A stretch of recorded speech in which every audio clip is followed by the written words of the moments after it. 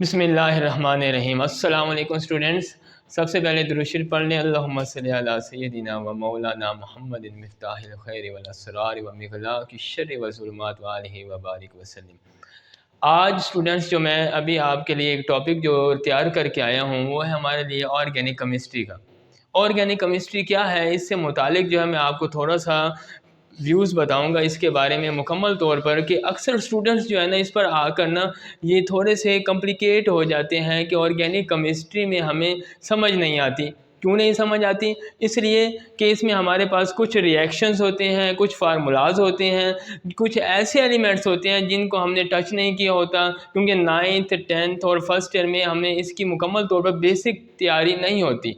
इसलिए बच्चा जो है, जो स्टूडेंट्स जो है वो इससे टोटली डिफ़िकल्टी तौर पर अपने आप को डिफ़िकल्ट महसूस करते हैं, मुश्किल में लेकर आ जाते हैं कि जना हमें इसके बारे में समझ नहीं आ रही। आप ये मेरा अभी वाला जो टॉपिक मैं आपको देने लगा हूँ बगौर इसे सुनिएगा, इंशाल्लाह आपको ऑर्गेनिक केमिस्ट्री की समझ आ जाएगी। ऑर्गेनिक केमिस्ट्री से क्या रिलेटेड क्या है, हमारे पास सेकेंड ईयर में जो मेन पेपर हमारा केमिस्ट्री का है उसमें 60% जो है वो पेपर जो सिलेक्ट होता है वो होता है ऑर्गेनिक केमिस्ट्री से। ऑर्गेनिक केमिस्ट्री में मैं आपको जो सबसे पहले स्टार्ट करूंगा वो ये है क्या, हमारे पास टोटल जो है, आप ये जो टॉपिक 9th में ही इसको पढ़ चुके हैं कि हमारे पास टोटल जो एलिमेंट्स हैं वो है 6 एलिमेंट्स। कौन से? Naturally elements. नेचुरली हमारे पास कार्बन है, हाइड्रोजन है, ऑक्सीजन है, सल्फ़र है, फास्फोरस है, नाइट्रोजन है। ये हमारे पास 6 एलिमेंट्स हैं नेचुरली। हमने इन 6 एलिमेंट्स में से ऑर्गेनिक केमिस्ट्री में जो एलिमेंट्स के बारे में हम पढ़ेंगे वो हमारे पास है कार्बन एंड हाइड्रोजन। ये हमारे पास किसके हैं? ऑर्गेनिक केमिस्ट्री के। स्टूडेंट्स आप सिर्फ इस बात को अपने जहन में रखें कि हम सिर्फ और सिर्फ इस वक्त कार्बन और हाइड्रोजन के एलिमेंट्स के बारे में पढ़ रहे हैं बस। इन बाकी 4 एलिमेंट्स के बारे में है ये, अभी हम इनका बाद में आगे जाके इनके बारे में स्टडी करेंगे। अब कार्बन और हाइड्रोजन जो है ये एलिमेंट्स कैसे हमें डिस्कस हुए, किस तरह से हमने इनके बारे में पढ़ा है, इसके बारे में अब आपको बताता हूँ।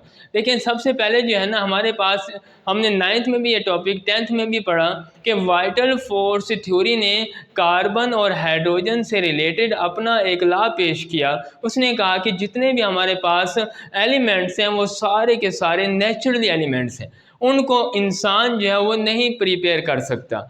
उनके लिए हमें एक ऐसी फोर्स चाहिए जिसका नाम वाइटल फोर्स है, का मिस्टीरियस फोर्स है, कि एक ऐसी छुपी हुई कुव्वत है, एक ऐसी छुपी हुई ताकत है जो इंसान के पास नहीं है। फिर आगे चलकर एक वॉलन नामी साइंटिस्ट आता है। उस वॉलन नामी साइंटिस्ट ने क्या किया, उसने मैमल्स, यूराइन ऑफ मैमल्स, गाय का जो गोबर है उसको हीट किया। जैसे हीट किया तो हीट होने से उसके अंदर से गैसेस जो है वो बाहर निकली। वो जो गैसेस निकली वो किसकी शेप में थी? अमोनियम साइनाइड की। जैसे अमोनियम साइनाइड की शेप में वो गैसेस बाहर निकली हैं तो उस वॉलन नामी साइंटिस्ट ने क्या कहा, उसने कहा देखें ऑर्गेनिक केमिस्ट्री हमारे पास वो है जो इनऑर्गेनिक केमिस्ट्री से हम रिलेट हो। अब ऑर्गेनिक केमिस्ट्री में हमारे पास कार्बन को जब हीट किया गया, कार्बन से मुराद क्या है? Mammals of urine of mammals, गाय का गोबर। जब उसको हीट किया गया तो हीट होने के बाद उसके अंदर से जितनी भी गैसेस रिमूव हुई हैं उनका नाम क्या लिखा उसने? Ammonium cyanide. इस तरह से फिर वॉलन नामी साइंटिस्ट ने कहा कि हम इनऑर्गेनिक से ऑर्गेनिक एलिमेंट्स को भी मुतारिफ करवा सकते हैं। अब ऑर्गेनिक केमिस्ट्री में हमारे पास कार्बन है और दूसरा क्या है? हाइड्रोजन है। कार्बन एंड हाइड्रोजन, अब इनके बारे में जब हम पढ़ेंगे तो हमेशा याद रखिएगा, कोई भी चीज़ जब आप पढ़ रहे हैं ना तो पढ़ने से पहले उसका समझना ज़रूरी है। अगर आप उसकी समझ में आ गई, आपकी बात, आपके जहन में वो बात समझ में आ गई जो आप पढ़ रहे हैं, तो फिर आपको आगे वाला टॉपिक जो आप पढ़ रहे हैं वो काफ़ी इजी लगेगा। अब कैसे? मुराद ये है कि अब हमारे पास कार्बन है और हाइड्रोजन है। अब कार्बन को समझने से पहले आप पहले पढ़ चुके हैं कार्बन एलिमेंट भी है, कार्बन एटम भी है। अब यहाँ जब आप सेकेंड ईयर की स्टेज में आए हैं तो फर्स्ट ऑफ ऑल आपको ये पता होना चाहिए कि कार्बन को जब आप याद करेंगे तो उसकी वैलेंसी का भी आपको पता होना चाहिए कि कार्बन की वैलेंसी कितनी है? +4। कितनी वैलेंसी है?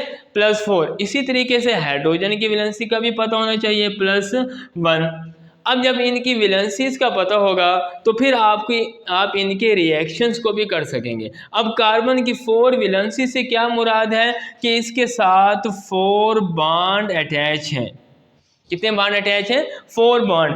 अब अगर आपको इसकी वैलेंसी नहीं याद होगी कि ऐसे आप रेटलाइजेशन सिस्टम में जाएंगे कि ये +4 ये +4 इसके बॉन्ड कहाँ से आए हैं, तो ये जनाब ये रेटलाइजेशन हो जाएगा, फिर आगे जाके आपको रिएक्शन जो है वो समझ नहीं आएंगे। फर्स्ट ऑफ ऑल आप क्या देखेंगे कि कार्बन की जो वैलेंसी +4 है उसके 4 बॉन्ड को शो करती है। 4 किसको शो करती है?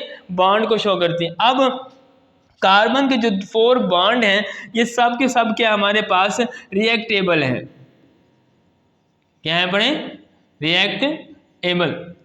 अब हमारे पास जब भी हम इनकी कैटेगरी में जाएंगे, अब सिर्फ एक कार्बन की बात हो रही है, कार्बन के आगे फिर हाइड्रोजन है। अभी कार्बन पे यह है कि हम इसकी 4 बॉन्डिंग के ऊपर जब हम बात करेंगे कि रिएक्टेबल है तो हम इसमें मुख्तलिफ कैटेगरीज में इसको शो करेंगे। अब वो कैटेगरीज कौन कौन सी है कि अगर हम कार्बन के मुकम्मल बॉन्ड को शो करें कि 1 bond that is show the H bond, second H bond, third H bond, 4 H bond, के कार्बन के साथ कितने हो गए बॉन्ड? CH4।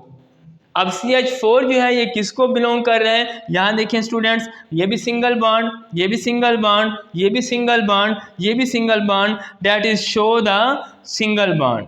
किसको शो करें? सिंगल बॉन्ड को।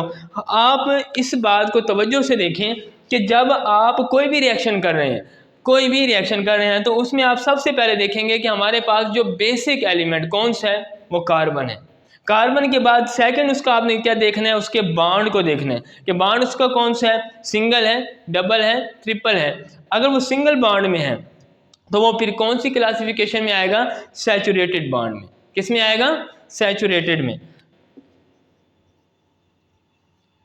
सैचुरेटेड।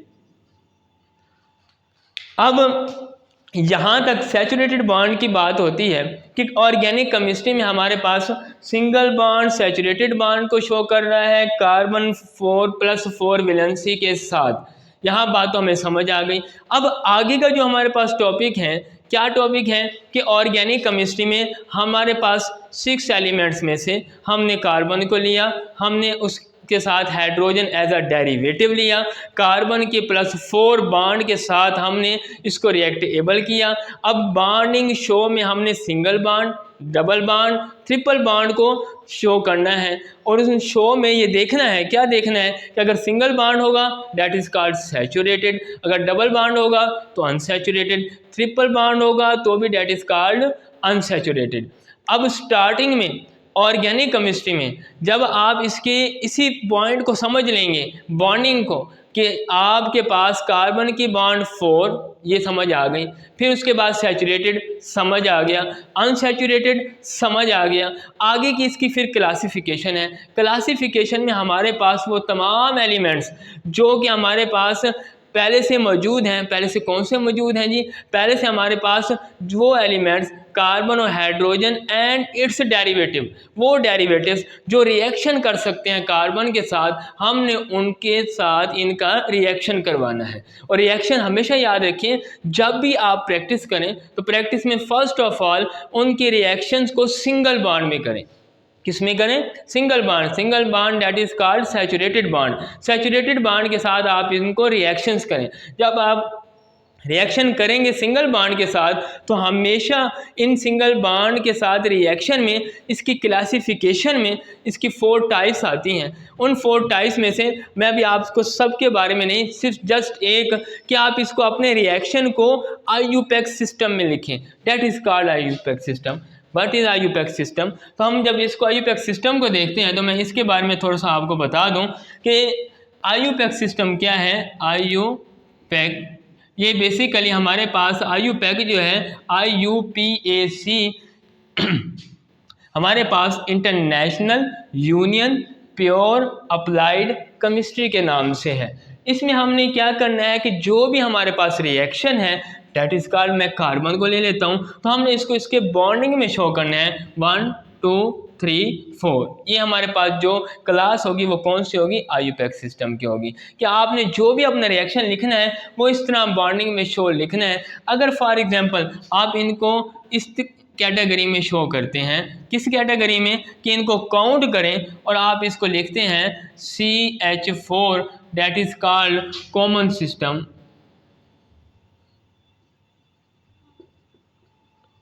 कॉमन सिस्टम, तो याद रखिएगा इसमें आप मिस्टेक्स कर लेंगे। इसमें आपने रिएक्शन को शो नहीं करना, जब भी रिएक्शन लिखना है किस में लिखना है, आईयूपैक्स सिस्टम में। ये जो अभी आपको मैंने समझाया है आईयूपैक्स सिस्टम के बारे में, आप जितने भी रिएक्शंस हैं अभी हमने जब इसको ऑर्गेनिक केमिस्ट्री को डिटेल से पढ़ेंगे, हमेशा चैप्टर वाइज जब आप इसको लेकर चलेंगे तो फर्स्ट ऑफ ऑल क्या देखेंगे आप, कि आपके पास जो भी एलिमेंट है, जो भी एलिमेंट, कौन सा एलिमेंट है, मेन एलिमेंट कौन सा है, कार्बन। अब कार्बन के साथ आप रिएक्ट करवा रहे हैं, कौन से रिएक्ट करवा रहे हैं, आप उसको सैचुरेटेड में ले रहे हैं, आप उसको अनसैचुरेटेड में ले रहे हैं, जिस भी कैटेगरी में आप ले रहे हैं, तो याद रखिएगा उसका फर्स्ट ऑफ ऑल आपने उसमें तमाम एलिमेंट्स के रिएक्शंस की वैलेंसी का पता होना चाहिए। अगर वैलेंसी पता होगा तो देन आपका रिएक्शन वो काफ़ी ईजी हो जाएगा। उम्मीद है आपको ये समझ आ गया होगा मेरा ये टॉपिक कौन सा, ऑर्गेनिक केमिस्ट्री से रिलेटेड। तो स्टूडेंट्स आपने इसको अच्छे तरीके से इसको रीड आउट करेंगे, आपको समझ आ जाएगी।